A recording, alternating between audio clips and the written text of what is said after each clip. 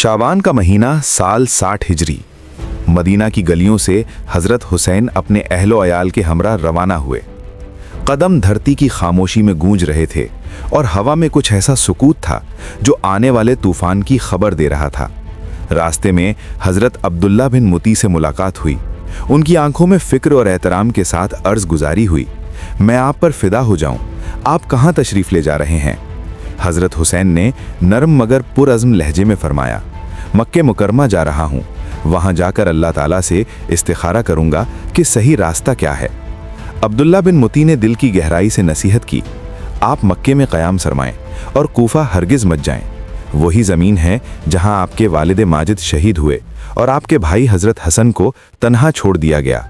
अगरचे वो कुर्बत के लम्हों में जाँ बहक हो सकते थे, लेकिन अब आपका वहाँ जाना खतरे की गहराई में ले जाएगा। आप अरब के सरदार हैं और अहले हिजाज आपके बराबर किसी को नहीं समझते।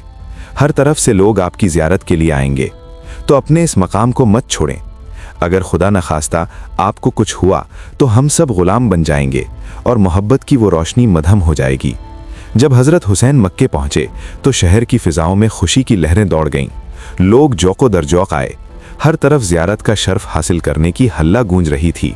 हज़रत अब्दुल्ला बिन ज़ुबैर भी वहाँ मौजूद थे। वो भी बार बार इमाम के पास आते जाते। कूफा, अहले बैत के मुहिब्बों का शहर, वो मरकज़ जहाँ हज़रत अली ने अपनी खिलाफत के दौरान दारुल खिलाफा कायम किया था और जहाँ अहले कूफा सुकून और रहाइश पजीर थे। अब जब मालूम हुआ कि इमाम हुसैन यजीद की बैत से इनकार फरमाकर मक्के तशरीफ़ ले गए हैं, तो कूफा के शियों ने सुलेमान बिन सर्द अल खुजामी के घर जमा होकर अल्लाह का शुक्र अदा किया। सुलेमान बिन सर्द ने ऐलान किया, इमाम हुसैन यजीद की बैत से इनकार कर चुके और वो अब मक्के में हैं। अगर हम उनके मददगार बन सकते हैं तो फ़ौरन बुला लें, लेकिन अगर अपनी कमज़ोरी या खौफ के सबब कुछ न कर सकें तो उन्हें धोखा मत दें।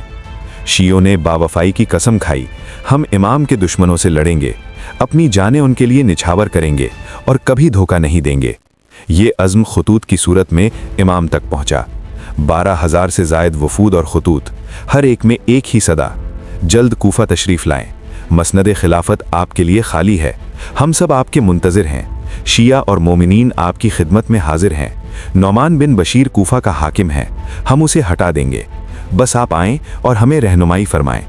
जब इमाम आली मकाम ने अहले कूफा के खतूत, वफूद और उनके दिलों में जलती हुई अक़ीदत व मोहब्बत देखी और ये जाना कि वो अपनी जानो माल तक कुर्बान करने के लिए तैयार हैं, तो आपने फैसला फरमाया कि पहले अपने चचाजाद भाई हज़रत मुस्लिम बिन अकील को कूफा भेजा जाए ताकि वो हालात का बराह-ए-रास्त जायज़ा लें और सही इत्तला लाएं।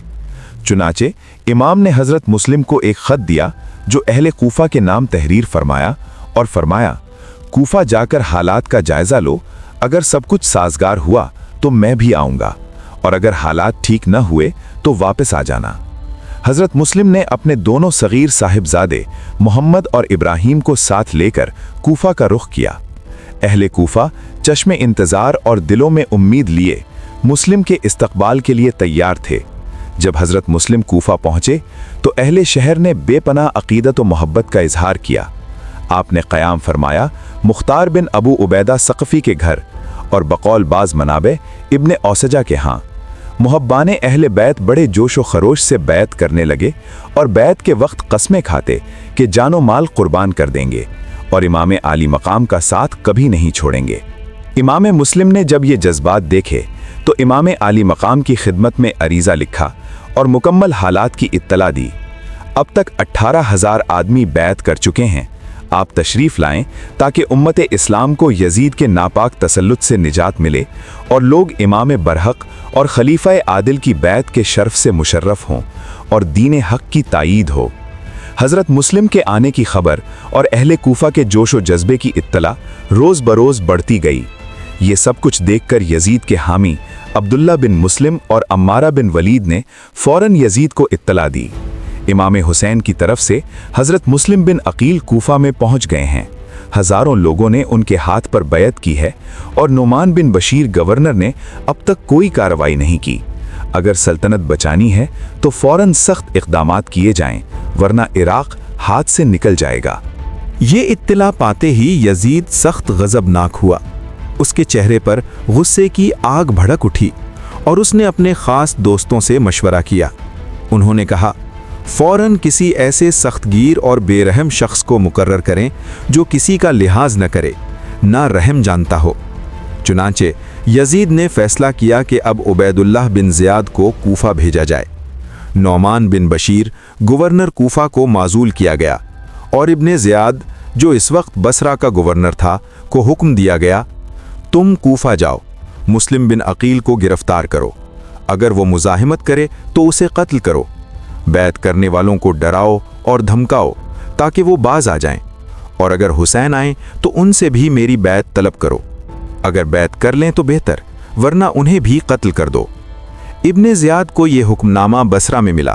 اتفاق سے اسی دن امام عالی مقام رضی اللہ کی طرف سے ایک قاصد اہل بصرہ کے نام ایک خط لے کر آیا تھا، جس میں امام نے فرمایا، السلام علیکم ورحمۃ اللہ، میں نے اپنا قاصد تمہارے پاس بھیجا ہے، یہ مکتوب آپ کے لیے ہے، میں تمہیں کتاب اللہ اور سنت نبی صلی اللہ علیہ وسلم کی طرف بلاتا ہوں، کیونکہ سنت مٹا دی گئی اور بدعت زندہ کی گئی۔ اگر میری بات سنو گے اور قبول کرو گے تو میں تمہیں راہ ہدایت دکھاؤں گا۔ والسلام علیکم ورحمۃ اللہ۔ اشراف بصرہ نے اس خط کو پوشیدہ رکھا، لیکن مندر بن الجارود کو یہ خدشہ ہوا کہ قاصد شاید ابن زیاد کا جاسوس ہو، چنانچہ وہ قاصد اور خط لے کر ابن زیاد کے پاس پہنچا۔ ابن زیاد نے فوراً قاصد کو گرفتار کروا دیا اور قتل کروا دیا، پھر جامعہ بصرہ میں لوگوں کے سامنے سخت تقریر کی، اما بعد، امیر المؤمنین نے مجھے بصرہ اور کوفہ کی حکومت عطا فرمائی ہے، میرا بھائی عثمان بن زیاد میری غیر موجودگی میں نائب ہوگا، اختلاف اور بغاوت سے اجتناب کرو، جس شخص کو معلوم ہوگا کہ وہ بغاوت میں شریک ہے اس کے سب حامیوں کو بھی نہیں چھوڑوں گا، سب کو موت کے گھاٹ اتاروں گا، یاد رکھو میں زیاد کا بیٹا ہوں اور اپنے باپ کے مشابہ ہوں۔ ابن زیاد نے اپنے گھر والوں کے علاوہ 500 سپاہی ساتھ لیے، کچھ راستے میں ٹھہر گئے مگر ابن زیاد نے کسی کی پرواہ نہ کی اور برابر چلتا رہا۔ قادسیہ پہنچ کر اس نے زیادہ تر سپاہیوں کو وہاں چھوڑ دیا، خود حجازی لباس پہن کر فریب کا نقشہ بنایا، اونٹ پر سوار ہوا اور 20 آدمی ساتھ لے کر مغرب و عشاء کے درمیان رات کی تاریکی میں کوفہ میں داخل ہوا۔ اس مکروہ فریب کا مقصد یہ تھا کہ کوفہ کے لوگ سمجھیں کہ امام حسین تشریف لے آئے ہیں، سب کچھ امن اور عافیت کے ساتھ ہو رہا ہے، اور یوں وہ لوگوں کے جوش و ولولے اور پیش رہنے والے اہل ایمان کی تعداد کا بھی اندازہ لگا سکیں۔ اہل کوفہ سب تن بتن چشم انتظار حضرت امام ابرار کی آمد کے لیے بےتاب تھے۔ جب ابن زیاد شب کی تاریکی میں حجازی لباس پہنے اور حجازی راستے سے داخل ہوا تو اہل کوفہ دھوکا کھا بیٹھے، سمجھا کہ امام تشریف لے آئے ہیں۔ نعرہ مسرت بلند ہوئے، سلام و عقیدت کے مراسم ادا کیے گئے اور لوگ اس کے آگے پیچھے چل پڑے۔ شور و ہجوم کی گونج سن کر اور گھروں سے لوگ نکل آئے، ایسا محسوس ہوا جیسے ایک عظیم جلوس شہر کی گلیوں میں رواں ہے۔ ابن زیاد بدنہاد اور کڑتا ہوا چپ چاپ آگے بڑھتا رہا۔ اس نے دل کی گہرائی سے سمجھ لیا کہ لوگ امام کے شدت انتظار میں کس حد تک جذبہ رکھتے ہیں۔ جب وہ دارالامارت کے قریب پہنچا، نعمان بن بشیر نے شور و ہجوم دیکھ کر دروازہ بند کر لیا اور چھت پر چڑھ کر پکارا، اے ابن رسول اللہ، یہاں سے چلے جائیں، خدا کی قسم میں اپنی امانت آپ کے حوالے نہیں کروں گا اور نہ آپ سے لڑوں گا۔ ابن زیاد قریب آیا اور کہا، ارے دروازہ کھول، تیرا بھلا نہ ہو۔ پاس کھڑے ایک شخص نے آواز پہ پہچان لیا اور پیچھے ہٹ کر لوگوں سے کہا، خدا کی قسم یہ تو ابن مرجانہ ہے۔ نعمان نے دروازہ کھول دیا۔ ابن زیاد قصر عمارت میں داخل ہوا اور دروازہ بند کر دیا۔ لوگ بڑے افسوس اور مایوسی کے ساتھ منتشر ہو گئے۔ رات گزری، صبح ہوتے ہی ابن زیاد لوگوں کو جمع کر کے جامع بصرہ میں سخت تقریر کی، امیر المؤمنین نے مجھے کوفہ کا گورنر مقرر کیا ہے اور مجھے حکم دیا گیا ہے کہ مظلوم کے ساتھ انصاف کروں، مطیع کے ساتھ احسان کروں اور نافرمانوں کے ساتھ سختی کروں۔ جو فرما بردار ہے اس کے ساتھ شفقت، جو نافرمان ہے اس کے لیے چابک اور تلوار۔ اپنی خیر مناؤ، اپنے اوپر رحم کرو۔ اس تقریر کے بعد اس نے کوفہ کے مشاہیر کو گرفتار کیا، ان سے تحریری ضمانت لی کہ کسی مخالف کو پناہ نہ دیں اور اگر کوئی خلاف ورزی کرے تو اس کے مال و جان پر حلال ہوگا۔ ابن ज़ियाद की दरअंदाजी, धमकी और सख्त रवैये ने अहले कूफा के दिलों में खौफ भर दिया और उनके जज्बात में तब्दीली आ गई। ये हालात देखकर हज़रत मुस्लिम ने फैसला किया कि मुख्तार बिन अबू अबैदा के यहाँ क़याम मुनासिब नहीं। रात के वक्त वो वहाँ से निकले और कूफा में एक मुहिब्बे अहले बैत हानी बिन उर्वा मजहजी के घर पहुँचे। हानी को इमाम का आना सख्त नागवार लगा। कहने लगा, अगर आप यहाँ ना आते तो बेहतर था। हज़रत मुस्लिम ने फरमाया, मैं ख़ानदान रिसालत का एक गरीब वतन मुसाफिर हूँ, मुझे पनाह दो। हानी गैरत व अक़ीदत में गिरफ्तार मजबूर हुआ और इमाम को मकान के जनाना हिस्से के एक महफूज कमरे में छुपा दिया। ये लम्हा सुकूत और इंतज़ार का था, जैसे आने वाले तूफ़ान से पहले की खामोशी। रात की खामोशी में छिपे हुए इमाम और अहले कूफा के दिलों में बढ़ती हुई उम्मीद। अब क्या होगा? क्या अहले कूफा अपने वादों पर कायम रहेंगे और इब्न ज़ियाद का मकरूह मंसूबा क्या अंजाम पाएगा?